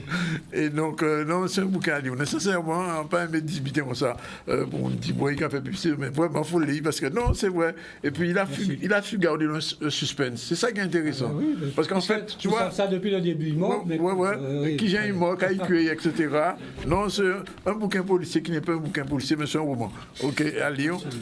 Ok, on prend la pause. On se retrouve tout à l'heure avec Boisgeco. Nous allons parler de Timon de Gic Guadeloupe et des voyageurs qui ont fait. On va même dire quand tu es poète là. Enfin bref, on va dire. À tout de suite. Voilà, il est exactement 14h02. Je rappelle que depuis le début de cette série, on a reçu Lorella Resson, la directrice du MAC, qui nous a conviés à cette manifestation qui se fait demain avec Loïc Amboulé et puis le MAC qui dit nous ça, le MAC Capon Lambert, puisque c'est une série de biens qui est faite alentour de la route du Rhum. Puis on a reçu Jeune Boisdur, c'est le frère de l'autre Boisdur que tout le monde connaît, des Snards. Et avec lui, on a fait un point sur la retraite. Et question de l'espace retraite, on a fait ça juste pour voir. Où j'ai fait l'espace retraite? Non, ouais ça. Et vous, Jimmy, où j'ai fait ça? Non. Non, c'est ça qu'il a dit. Il a dit que nous pas. Moi, nous, même bien là, on n'y pense pas. Et il faut préparer ça dès maintenant parce qu'après ça, pourquoi on a le problème. Et il a expliqué ça pendant 15 minutes ici. Et puis, on a reçu Jean Joachim pour son bouquin. On fait un tout petit tour dans l'actualité sur la conférence qui s'est déroulée ce matin. C'était au MAC, conférence Saint-Dipo, dans le cadre de la lutte contre la délinquance. C'est le sujet de Charlie Dagonia. C'est bon? C'est un travail qui n'a pas débuté aujourd'hui, c'est un travail qui est ancien. Je dirais que depuis 1 an, je suis en relation avec le Syndipro, avec les organisateurs de spectacles, avec le monde du carnaval, puis le monde de la culture en Guadeloupe. Donc ces échanges, ils ont débouché aujourd'hui sur cet appel à la raison, cet appel au respect des règles, cet appel à lutter contre la violence. Vous l'avez dit, vous avez entièrement raison. Aujourd'hui, c'est un début. Il va falloir que ça se matérialise par la suite. Eh bien, d'une part, par des opérations de contrôle que nous ferons sur les lieux de sortie, aussi bien à la marina qu'à Jarry, des opérations de prévention que nous mènerons ensemble avec les patrons des boîtes de nuit, par exemple, sur des opérations de prévention en matière de sécurité routière, et puis sur des liens directs entre les forces, les patrons de bars, les organisateurs de spectacles, eh bien, pour prévenir dans le cadre de l'organisation des événements, et puis pour pouvoir intervenir plus rapidement grâce à ces liens directs qui sont créés. Le but, c'est de développer cette culture de la sécurité, cet esprit de respect des règles, de respect de l'autre. La prévention, c'est bien parce que c'est pas tout le temps aussi cribler les jeunes. Il faut aussi faire de la prévention parce que des fois, certains jeunes, en ayant des discussions avec eux, nous, devant les portes de soirée ou autres, on se rend compte que certaines discussions désamorcent certaines choses. Donc c'est bien d'avoir aussi cette forme de prévention avec nous. Nous, on va travailler plus avec les fédérations, les comités de carnaval, qui vont transmettre au groupe, et non seulement transmettre au groupe, parce que sachant que les membres du groupe, ils ont des parents, ils vont faire passer l'information et ça va arriver aux oreilles de tout le monde. C'est-à-dire, nous, on va se servir du réseau carnavalesque pour faire passer ce message, parce que nous, on se sent pertinemment, essentiellement concernés, parce que c'est vrai que le carnaval, on dit que c'est la fête, c'est le délire et autres, donc il faut quand même cadenasser ce délire. Donc c'est ça, à travers le monde du carnaval, que nous allions communiquer et faire passer le message. Si pas les soirées, pas ni vie, les gars, puis c'est un chien. Tous responsables pour des vacances sans violence. C'est pour ça que nous avons prévu ces vidéos que vous avez pu voir avec des acteurs du monde du spectacle, de la culture, une avocate, qui s'engagent. C'est pas un discours institutionnel, c'est bien le discours de Guadeloupéens eux-mêmes qui ont pris conscience des difficultés que rencontre le territoire, qui s'engagent eux-mêmes à lutter contre la violence. Donc on est bien sur l'humain, l'acteur guadeloupéen qui se met au centre du jeu et qui appelle lui-même à respecter les règles. En un mot, sécuriser. Donc, nos soirées, nos sorties, parce qu'il ne faut pas nier chaque fois ni en soirée, ni au monde mort, etc., etc. Et c'est en ce sens que cette conférence de presse a eu lieu avec le Syndipo. Bien, on va parler maintenant de jeux guadeloupéens. On a avec nous le grand spécialiste Jean-Paul Kikou de Guadiaka. Bien, bonjour. Bonjour. Merci d'être avec nous. Alors, Jean-Paul, il y a tout un attirail devant toi. Mais deux petits mots pour les gens qui ne savent pas, parce qu'il y a peut-être des gens qui ne savent pas ce que c'est que Guadiaka. Qu'est-ce que c'est Guadiaka? Alors, Guadiaka, c'est une association qui valorise le patrimoine des jeux traditionnels. Donc, tout ça qui est à l'entourage j'ai joué, c'est ça nous qu'a valorisé depuis plus de 15 années. Et en fait, l'idée, c'est vraiment de mettre à l'honneur, de valoriser, mais de permettre aux jeunes de découvrir comment nos aînés jouaient autrefois et qu'est-ce que ça leur apportait surtout. Donc c'est ça, depuis maintenant plus de 15 ans, Guadiaka tourne dans les écoles, dans les associations, dans les collectivités. Même dans la santé. Et dans la santé aussi. Effectivement, depuis maintenant 5 ans, on a développé la jouet-thérapie, qui nous a soigné à partir des jeux en nous. Et donc c'est vrai qu'on travaille avec plusieurs professionnels de santé, des cardiologues, des psychomotriciens. On essaie vraiment de mettre en œuvre les jeux, mais faire en sorte que ce soit utile, que ça puisse servir. Qui c'est pour Kilti, qui c'est pour histoire, qui c'est pour santé, bref. On utilise ça à tous les niveaux. Je suis obligé de rappeler ça, Jean-Paul, parce que nous travaillons fois dans le pays caribéen et nous trouvons des bitins qui ont fait ici aussi. Tout à fait. Alors que c'est un pays anglophone, le pays dit que bon, etc. Oui, en Haïti et tout. Oui, il y avait beaucoup d'échanges. Et puis même à Saint-Vincent, effectivement, on voit que dans la Caraïbe là, tout partout, il y a gardé des jets. Et en fait, nous n'y avons pas commun. Tous ces jets-là sont même côté-là. Même côté-là. Alors, même si nous mettons en sens en nous, là, nous arrivons ici, mais l'esprit là qu'a gardé, qu'a resté même là. Alors, quoi de neuf, quoi porter là? Alors, premier bitin, par le voyage? Oui. Alors, ça fait maintenant 5-6 ans qu'elle nous a déplacés chaque année. On se déplace vraiment dans plusieurs pays du monde. Nous avons fait Brésil, Argentine, Côte d'Ivoire, etc. Et là, depuis 2 ans, on s'est focalisé sur l'Afrique, un peu plus sur l'Afrique, et notamment par rapport au Bénin. Mais bien sûr, Ouida. À Ouida aussi. Et c'est vrai qu'il y a 2 ans, en 2020, on avait créé ce qu'on appelle un festival Guadiaka. Guadiaka, pourquoi Guadiaka? Parce que Guadja, enfin en africain, ça veut dire qui apporte la joie. Finalement. qui apporte la joie. Donc, nous décidons de faire un festival, non, c'est Guadjaka, la Guadeloupe qui a apporté la joie aussi en même ballon là. Et l'idée, c'est qu'on fait une tournée dans plusieurs villes du Bénin. Alors, on avait commencé ça en 2020 avec justement, je ne sais pas si vous vous souvenez justement de la famille Dja. Bien sûr, qui était à Cap-Esther, ils sont justement au Bénin, ils nous accueillent à chaque fois, et nous sommes contents, nous sommes vraiment au groupe des gens qui sont en balade, donc nous avons canté, et surtout nous avons fait ces petits gens là en balade, découvert Kanouni, comme j'ai en Caraïbes là, mais nous avons surtout découvert aussi qui pratique Kayouni en balade. Et donc c'est vraiment un échange, et là on fait une tournée dans plusieurs pays, dans plusieurs villes plutôt, et l'originalité là, ça, c'est que nous avons fait aussi en l'entour, si Togo. On fait une masterclass au Togo autour des jeux traditionnels par rapport à l'entrepreneuriat. L'idée, c'est vraiment à chaque fois de créer des ponts, des passerelles entre la culture, entre l'économie, entre l'histoire, entre les traditions, et toujours pour véhiculer ce message-là. Juste une question, Jean-Paul. Quand tu es en Afrique, tu vois quand même un petit peu l'origine de nos jeux, tu vois des similitudes? Ah, mais complètement. Alors, des similitudes, mais aussi beaucoup de différences aussi, parce que... Oui, bien sûr. La manière de concevoir les choses, la manière de penser les choses, la manière de gérer son environnement est différente. C'est clair. Donc, l'approche des jeux est aussi différente. Oui. Et en cas, en tout cas, on exemple, t'allais là. Les mois des fois, en cas, en bas en capoté, on sert au volant, qu'on a fait papier, journal et tout ça. Par exemple, juste un petit exemple. En 3 minutes, Jacques a fait d'autres cerfs-volants, avait un papier en plastique et tout ça, mais en 2 secondes, et Jacques a volé. Donc, moi, qui ai besoin de petit bûchette à coco, moi, qui ai besoin de petit papier, etc. Donc, c'est encore une autre approche. Il y a plus pragmatique, il y a plus concret, il y a plus... Et ça aussi, c'est différent, mais ça va pour nous aussi, qui nous peut fonctionner. Même bitin, l'antéca dit ça là, à la Dominique, les septimes là qu'a joué, Angers, s'il y a abîmé, il y a réparer tout de suite. D'accord.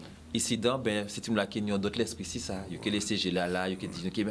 Donc, chaque endroit aussi approche une approche différente du jeu, que ce soit au niveau des adultes, que ce soit au niveau des enfants.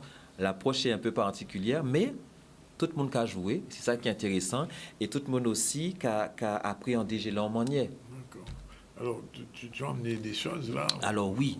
Donc, d'ici peu, ça fait maintenant, il faut dire, depuis qu'on a commencé Guajeka, on fait un travail assez important au niveau de la pédagogie. Donc, on intervient dans un paquet d'écoles, dans beaucoup d'écoles, mais ce n'est pas suffisant. Parce que chaque fois qu'on se déplace, on dit, mais quand est-ce que vous revenez, ou autre, etc.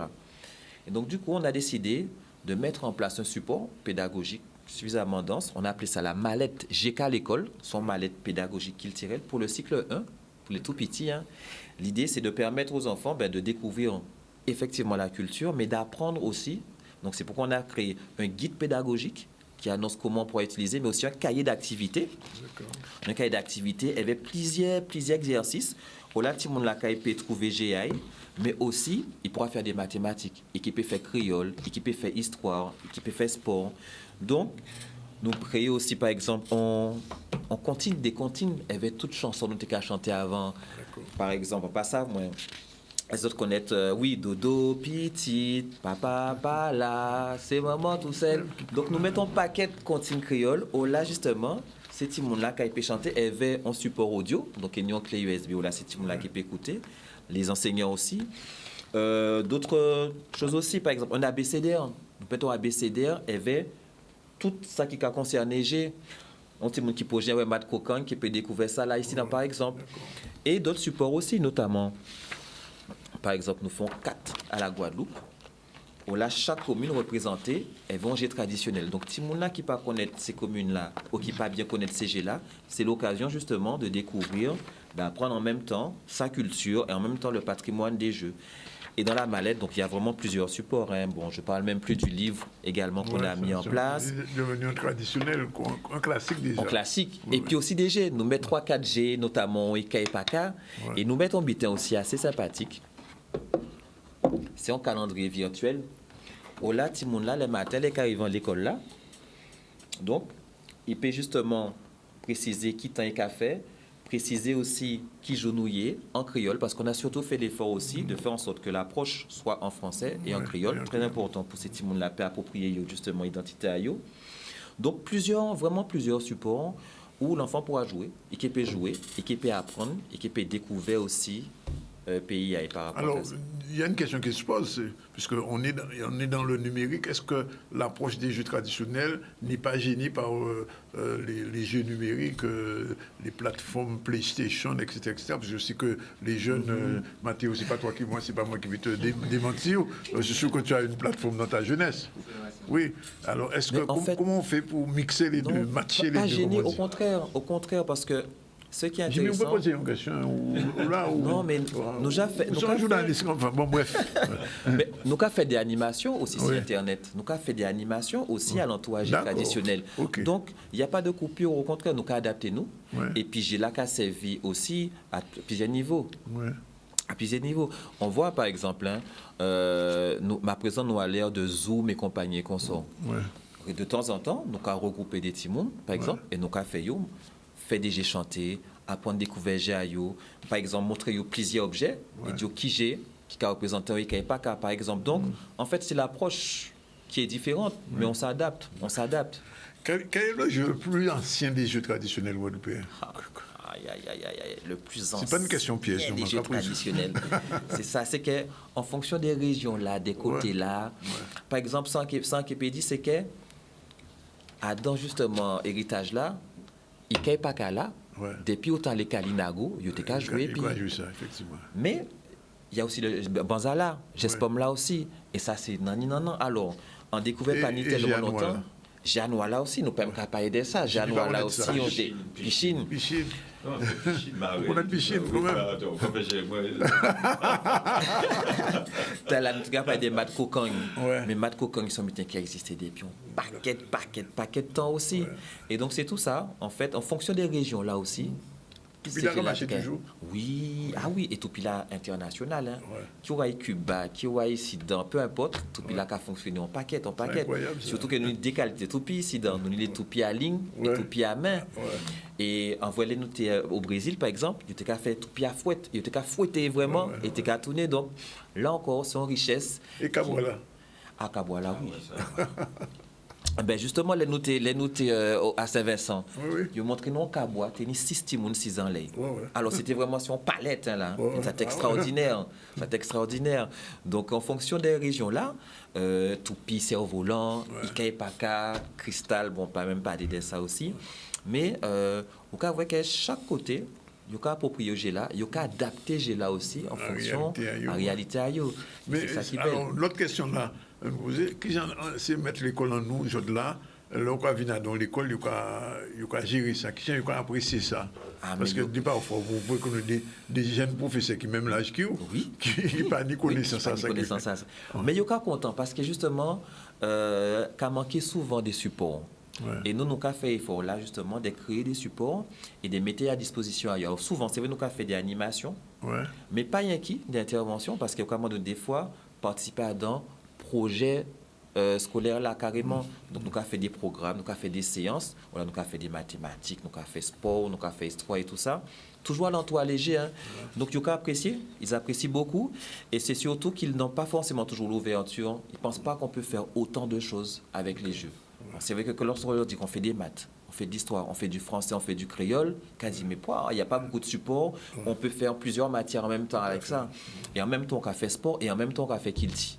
Et en même temps qu'on a découvert quelle histoire à pays. Le petit mot quand même avant bâti sur la jouet-thérapie, pour les gens qui ne savent pas. Alors justement, d'ici la fin de l'année, on va sortir notre prochain ouvrage, justement, sur la jouet-thérapie, comment se soigner à partir de nos jeux traditionnels. Alors c'est vrai que c'est un travail qu'on fait depuis maintenant 5-6 ans, où on a collaboré avec plusieurs professionnels de santé, comme je disais, des psychomotriciens, des ergothérapeutes, des kinés, des cardiologues, des psychologues et tout ça. Et l'idée, c'est qu'on a voulu utiliser les jeux, que ce soit pour les aînés, que ce soit pour les enfants, que ce soit pour les personnes en chaise roulante, quel que soit, l'idée, c'est que nous créions ça, les jeux traditionnels adaptés à tout le monde. Qui sont sportifs, qui sont jeunes, qui sont retraités, peu importe. L'idée, c'est faire en sorte que j'ai là paix service entier. Alors, comment ça va servir? Déjà, par exemple, pour les aînés, au lieu de rester souvent dans leur coin de façon isolée, ça permet de créer des échanges. Au niveau justement des enfants et des aînés, créer le rapport intergénérationnel, montrer qui gens ont mamie, t'es qu'à jouer avec Popotaï, qui gens papi, t'es qu'à jouer avec Cristal et tout ça, etc. Donc on crée du lien intergénérationnel, donc ça participe à la santé sociale. Mais plus que ça, on va aussi dans la santé motrice même, parce que là, on peut jouer avec Paka par exemple. En Cabayon exemple, il y a quelques années, il y a une mamie qui vient jouer avec nous, justement avec le docteur Ronan Edreville.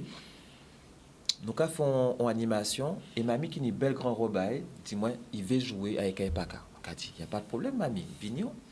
Donc mamie qui a pris balle là, et qui a voyé, boula rentrer. Il dit, pourquoi moins bon, encore essayer. Deuxième essai, boum, il a rentré. Et bien finalement, mamie a retrouvé qu'elle fait des squats quelque part pendant tout l'après-midi parce qu'elle était qu'à jouer avec Epaka. À chaque fois, il était qu'à lancer, il était qu'à plier les jambes là, et gentiment, il était qu'à faire des sports. Et ça, on voit ça pour tous les jeux, quoi. Qui ont joué cristal, qui ont joué piscine, tantôt ça a développé motricité finale, mais tantôt pour jouer ça piscine, si pas ni motricité, on peut rater à tous les coups, on peut rater ça. Mathéo, tu connais la piscine? C'est un jeu des billes, non? Non, c'est avec des pierres. C'est un truc particulier. Il faut avoir une belle habileté parce que là où il veut pour ramasser tout le monde dans la même seule. Il faut une belle dextérité. Il faut une vraie dextérité. Alors c'est vrai que chaque jeu a ses aptitudes, a des compétences qu'il développe. Et c'est ce qu'on met en avant. Et notamment pour la jouet-thérapie, avec justement tous les professionnels de santé. Et là, on met des méthodes, on met des programmes en place. Par exemple, on a mis l'an dernier un programme de cohésion santé, justement, les parents et les timouns jouer ensemble pour renouer les liens, mais aussi pour améliorer l'entretien santé à eux aussi. Donc, nous avons beaucoup ici tout ça. Et d'ailleurs, demain au CHU, nous faisons une conférence justement si apport âgé traditionnel à plusieurs niveaux, qui c'est au niveau de la santé, qui c'est au niveau histoire, qui c'est au niveau pédagogique, qui c'est au niveau scientifique. C'est ça le génie guadeloupéen. Juste un petit mot et on se lâche dessus. Le voyage en Afrique. Oui. En t'es pour aller, mais pas ils vont pas demander en comité en pays. Alors, le voyage en Afrique, ça se passe du 1er août au 15 août. D'accord. Et là, on fait 7 étapes. On a 7 endroits où on passe. À Ouida, Porto Novo, à Soava. Alors, Soava, c'est la ville sur l'eau. D'ailleurs, les copains vont nous faire une belle surprise parce qu'ils vont faire vraiment des jeux aquatiques, des jeux traditionnels aquatiques. Mais nous découvrons d'autres côtés encore, qu'on appelle Poumassé. Il y a Poumassé. Le soir, il y a nous, puis vous pouvez inviter nous montrer qui j'ai eu à jouer l'ennui, mais aussi des pratiques chantées, des pratiques de jeu et tout ça. Donc c'est de la découverte et c'est un partage en même temps. Non, dis pas plus parce qu'on peut pas. Bon, je te remercie, Jean-Paul. Avec plaisir. Jordan, dernier mot, il faut absolument qu'on voit le petit sujet sur les saisies de douane. C'était hier à Sainte-Rose. C'est très important, le sujet numéro 2. On regarde ça très rapidement et on se quitte là-dessus. C'est un sujet de Michel Lepape. C'est parti. Aujourd'hui, il s'agit de détruire les marchandises appréhendées par la douane suite au contrôle qu'elle réalise toute l'année sur l'ensemble des vecteurs sur lesquels elle intervient, le vecteur maritime, aérien, terrestre, pour s'intercepter des marchandises interdites, prohibées. Et vous avez ici, au niveau des marchandises qui sont détruites ici, des marchandises de contrefaçon, donc des produits qui sont des copies de produits authentiques, de marques authentiques. Vous avez des tabacs, vous avez des alcools et aussi vous avez des produits soumis à normes ou des déchets divers. C'est la seule possibilité dont nous disposons à la Guadeloupe. Effectivement, ce n'est pas idéal, mais enfin, c'est un site qui est tout à fait agréé aux normes, contrôlé par les autorités, les administrations compétentes, l'ADAL, la préfecture. Donc, en tout cas, ce sont des opérations de destruction qui sont autorisées. Si vous n'avez pas habilité, vous ne pouvez pas travailler avec eux. Si vous n'avez pas ni habilitation là, ou pas ni certificat à préfet, là, c'est bien là, vous ne pouvez pas faire rien avec eux. Ça n'est un nombre de temps ça va rester stocké. Après que le préjudice l'a passé, vous pouvez venir, vous pouvez trier ça, vous pouvez trier. Ça, temps, il va arriver. Et après ça, il y a crié nous pour nous venir détruire. Ni 75 mètres cubes. Nous, ni 75 mètres cubes avec les 5 camions. Ils ont combien de travail pour 5 camions 2 personnes par camion. Des tonnes et des tonnes de produits souvent illicites et des produits aussi qui ont été capturés. Voilà, c'est fini pour aujourd'hui. Je rappelle les rendez-vous demain soir et jeudi à Bimao à Vanche pour la soirée tyrolien de l'excellence. 29, 30 et 31 Laura Flessel. Moment important pour la mode. Alors, si on peut ajouter juste un petit mot, on va sur le www.artmedia. Oui. fwi.com. Toutes les infos sont là avec le programme. www.artmedia.fwi.com. Ok, c'est noté. Merci Danick. Mathéo, merci d'être venu. Et félicitations et puis bonne chance. Hein. Merci beaucoup. Ouais. Merci aussi Jean-Paul Foss. Merci. Et pas dire en plus. Bon, ok, c'est fini. Jordan, merci pour la réalisation. Je rappelle le bouquin de Jean-Joachim Fatal Colombo, le canal de Louk, très intéressant à lire aussi. On se retrouve demain à la même heure, 12h30 pour 14h. Aujourd'hui, c'était un peu spécial parce qu'on a des gens à recevoir. Il faut nous débailler le temps qu'il faut pour la parole. Et ça, c'est aussi ces canaux. Allez, à demain. Bye bye.